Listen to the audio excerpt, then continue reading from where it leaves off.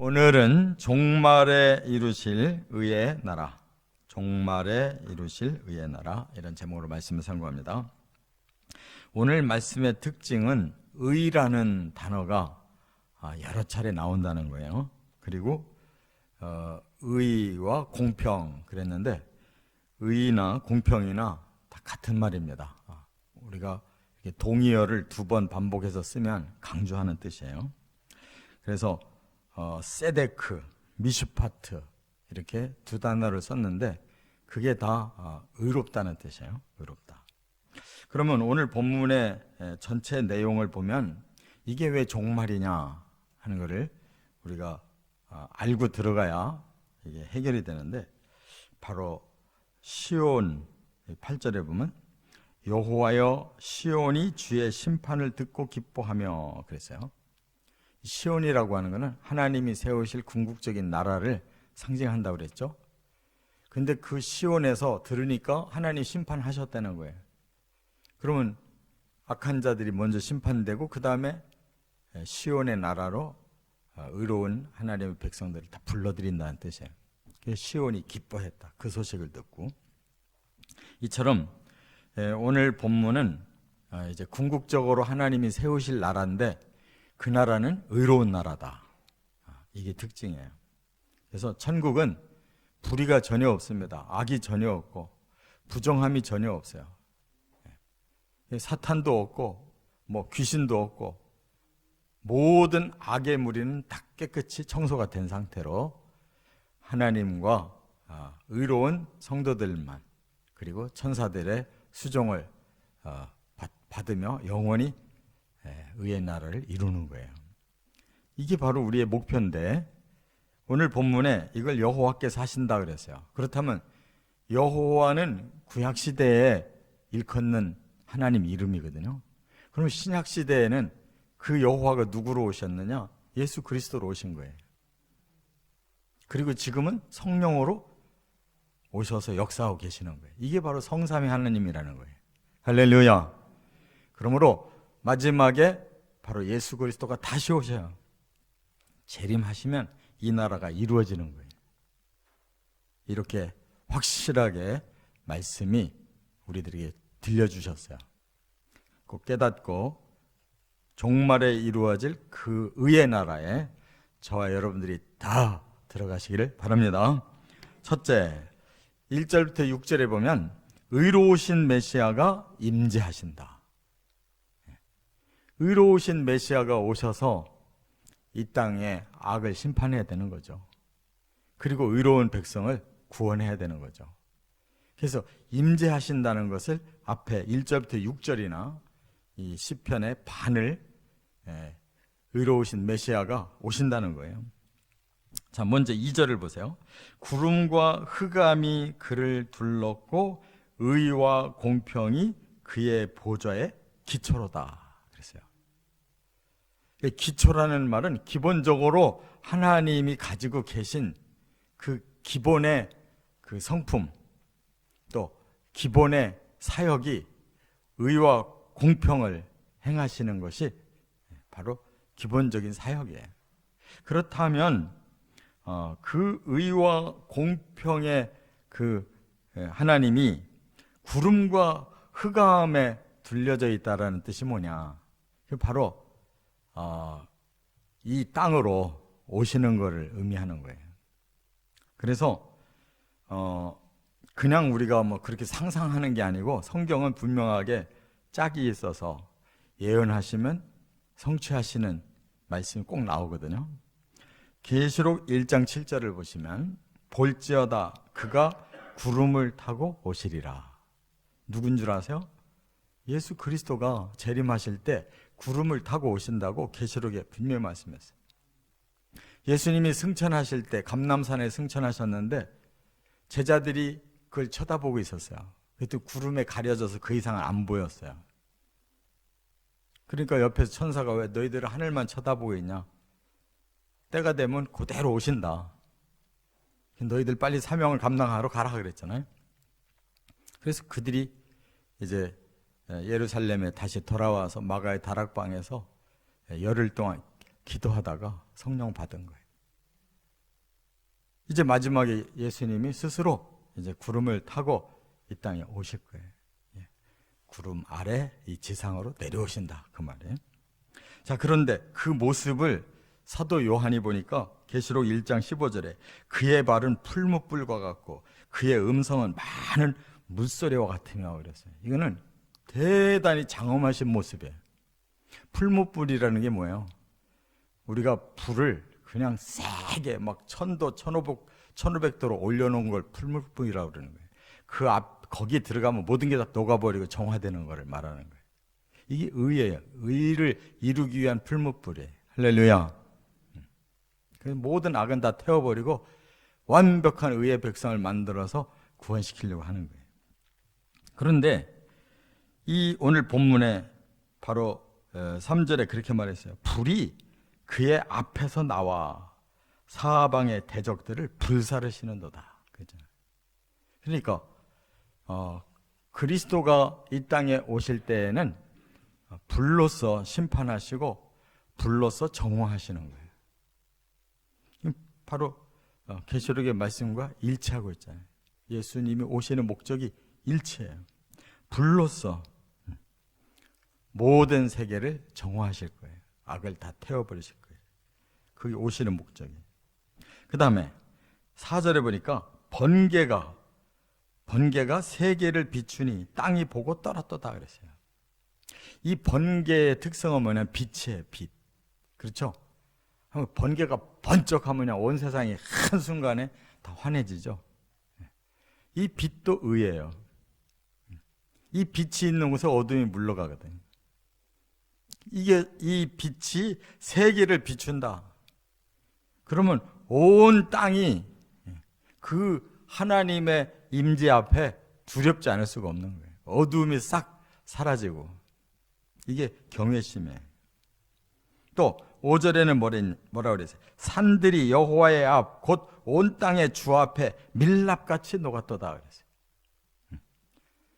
우리 사람들은 산이 하도 거대하게 크니까 그냥 산에도 향해서 복을 빌고 보호해달라고 그러잖아요. 근데 그 산이 바로 메시아가 오실 때 밀랍같이 녹아버리더라는 거예요. 그러니까 그의 그 오심은 이처럼 엄청난 능력을 가지고 오셔서 그 어떤 존재도 다 그 앞에 무릎 꿇릴 수 있는 그러한 능력을 가지고 오신다는 거예요. 그래서 6절에도 보면 하늘이 그의 의를 선포하리라. 그러니까 예수님이 오시는 목적은 이 땅의 의를 완수하기 오시거든요. 그러니까 하늘에서 예수님이 오실 때 천사들이 아마 이렇게 선포할 거예요. 지금 우리 주께서 이 땅에 다시 임재하시는 목적은 이 땅을 의롭게 만들기 위해서다. 모든 백성이 그의 영광을 보리라 그랬어요. 그 백성은, 영광을 볼 백성은 바로 예수의 의로 구원받은 하나님의 성도인 줄 믿습니다. 그들은 그 영광을 보고 그 영광에 함께 들어갈 거예요. 이렇게 정확한 말씀이 어디 있어요? 그래서 우리가 구약의 말씀과 이 신약의 말씀을 같이 맞춰봐야 돼요. 가장 절정적인 예수님의 재림이 바로 요한계시록 그대로 나오잖아요. 그 계시록에 그가 구름 타고 오실 때 이 모든 족속이 애곡할 것이다 그랬어요. 그 말은 뭐냐면 모든 세계의 악한 자들이 다 두려워 떠는 거죠. 아, 우리는 망했구나, 죽는구나, 끝장났구나. 그러나 주의 성도들은 그의 영광을 볼 것이에요. 두 번째 7절 의로우신 메시아가 심판하신다 하는 것입니다. 그럼 메시아가 오셔서 먼저 심판을 하셔야 돼요. 그 의로서 모든 불의와 악과 부정한 것들을 다 불로서 제거하셔야 돼요. 그런데 여기 7절에 보니까 그 악을 조장하는 자를 여기 설명하고 있는데 그가 누구냐? 조각한 신상을 섬기며 허무한 것으로 자랑하는 자는 다 수치를 당할 것이라 그랬어요. 여기에 그 장본인이 누구냐? 바로 사탄이에요. 사탄이 보이는 신을 만들고 무가치한 신을 만들어서 사람들을 전부 유혹시켜요. 이 땅의 모든 신은 다 가짜예요. 신이 아닌데 신이라고 일컬음을 받아요. 그래서 미안하지만 모든 종교들이 다 뭔가를 세워놓고 비는 거는 다 이 가짜 신이에요. 그리고 허무한 것으로 자랑한다고 그랬어요. 이 허무라는 뜻이 에릴이라고 그러는데 에릴이라는 말은 무가치하다는 거예요. 무가치하다. 그래서 우상화를 의미할 때 이 에릴이라는 말을 쓰는 거예요. 우상화. 여러분, 우리가 이 마지막 시대에 가장 경계해야 될 것이 돈이라고 그랬죠. 그게 만몬이라는 우상이에요. 우상. 또 사람은 자기 자아, 이 에고가 우상이에요. 자기가 최고야. 자기 없으면 아무것도 의미가 없어요. 이 두 가지가 우리 인류를 사로잡고 있는 사탄의 작전인 거예요. 네가 최고야. 네가 돈을 가지고 있으면 네가 최고야. 그래서 사람들은 자기와 돈, 이 두 가지만 있으면 끝장이라고 해요. 모든 게 다 이루어진다. 이게 다 무가치한 것들이에요. 이게 우상들이라는 거예요. 깨달아야 될 줄 믿습니다. 그걸 심판을 당한다는 거예요. 그래서 너희 신들아 여호와께 경배하라 그랬는데 너희 신들아 하라는 말은 누구예요? 신은 없어요. 가짜는 없어요. 그런데 경배하라는 말은 뭐예요? 그 가짜 신들, 헛것을 믿고 있는 사람들아, 너희는 여호와 앞에 무릎 꿇어야지 다른 존재를 경배하면 안 된다. 이게 마지막 경고예요. 그래서 우리 자아를 내려놔야 내가 최고라고 느꼈던 만몬이라는 신도 내려놓을 수가 있는 거고, 모든 만들어진 가짜 신들을 다 버릴 수가 있는 거예요. 이것이 심판을 받게 되는 거예요. 끝으로 세 번째, 8절부터 12절에 보면 의로우신 메시아가 의의 나라를 세우신다 라고 이제 결론을 내리는데, 여호와여 8절에 시온이 주의 심판을 듣고 기뻐하며 유다의 딸들이 즐거워하였나이다. 시온이 그 심판의 소식을 듣고 기뻐해서, 왜? 이제 우리 시온의 나라가 이제 마지막으로 완성되는구나. 그리고 유다의 딸들이 즐거워했다라는 말은 하나님께서 그 구약의 선민의 그 정통성을 띠고 온 자들을 유다 백성으로 말씀하는 거예요. 그래서 예수님 시대에도 유다라고, 유대나라라고 불렀잖아요. 그게 바로 하나님께서 세우신 그 이스라엘 선민 중에 넷째 아들 유다가 바로 메시아의 정통성을 계속 이어온 사람이에요. 그래서 유다 나라를 하나님께서 상징적으로 그렇게 의로운 하나님이 세운 선민으로 부르는 거예요. 할렐루야. 그러니까 우리는 예수 그리스도의 백성, 예수 그리스도의 나라, 그 시온에 들어가야 구원을 받은 거예요. 그리고 여기 9절에는 뭐라고 그랬어요? 여호와여 주는 온 땅 위에 지존하시고 모든 신들보다 위에 계시니이다. 이제 그 메시아가 오셔서 하실 일이 뭐냐? 온 땅 위에 지존하신 분으로, 그리고 모든 것 위에 계시는 그런 구원의 완성을 하실 거예요. 에베소서 1장 21절에 보면 이제 그렇게 설명했어요. 예수님은 모든 이름 위에 뛰어나시고 만물을 그 발 아래 복종하게 하시고 마지막에 만물을 충만하게 하실 것이다. 만물을 충만하게 한다는 것은 만물을 완성시킨다는 거예요.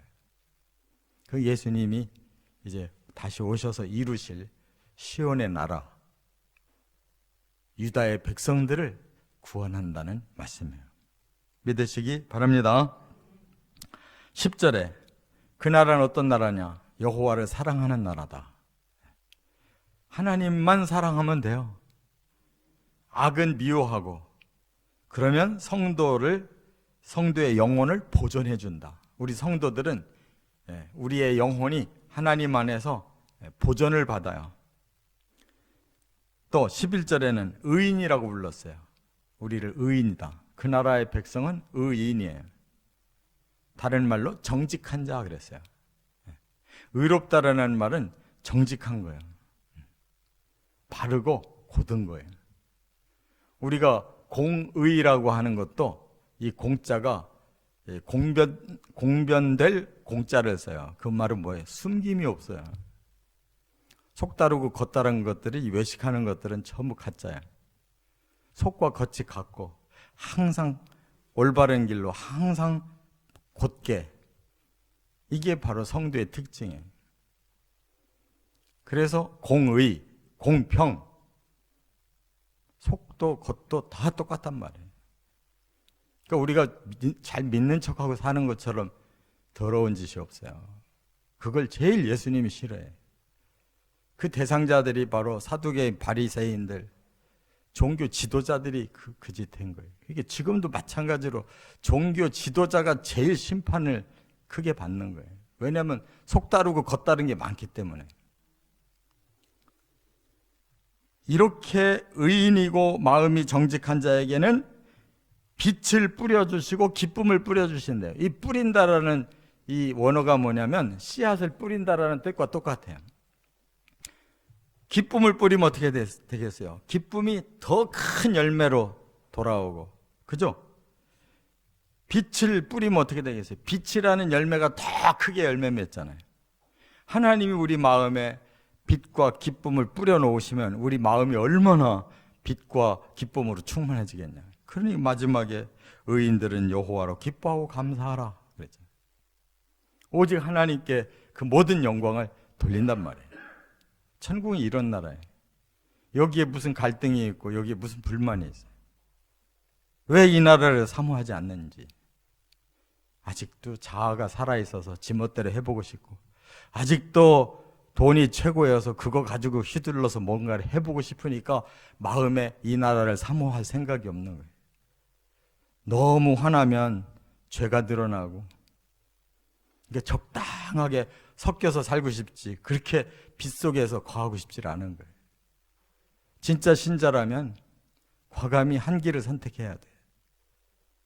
여기저기 비슷한 요 회색 분자들은 천국 못 가요. 그게 사탄이 꼬임이에요. 너는 적당하게 살아라. 이 세상에도 성공하고 천국도 가라. 절대 천국은 그렇게 시시한 나라가 아니에요. 종말에 하나님이 세우실 그 의의 나라, 반드시 예수님이 오실 때 영접해야지 들어가는 거예요. 의로운 자가 영접을 하는 거예요. 진리의 말씀의 한편에 반드시 서서 승리하시기를 주의 이름으로 축원합니다.